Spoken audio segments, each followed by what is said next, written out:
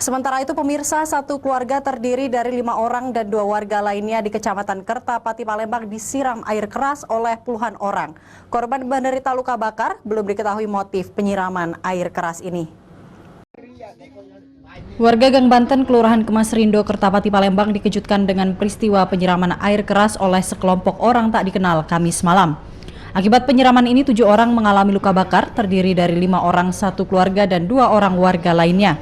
Para korban yakni Astari 45 tahun, Mas Noni 54 tahun, Maleha 58 tahun, Tari 63 tahun, Syahriani 13 tahun, Deni 17 tahun dan Zamzami yang masih bayi ikut terkena percikan air keras di tangannya.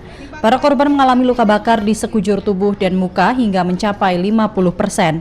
Berdasarkan keterangan warga, peristiwa penyiraman air terjadi pada Kamis malam sekitar pukul 20.30 waktu Indonesia Barat. Saat itu sekitar 20 orang berusia remaja langsung menyerang salah satu korban. Saat kejadian warga sedang ramai hingga ikut menjadi korban penyiraman termasuk seorang bayi.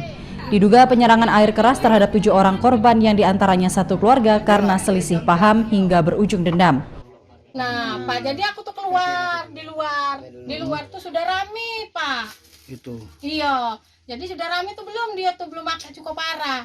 Pas sudah tegak itu serbuan dari belakang masuk, iya. Cuman aku tuh udah tahu, cuman nyipret main.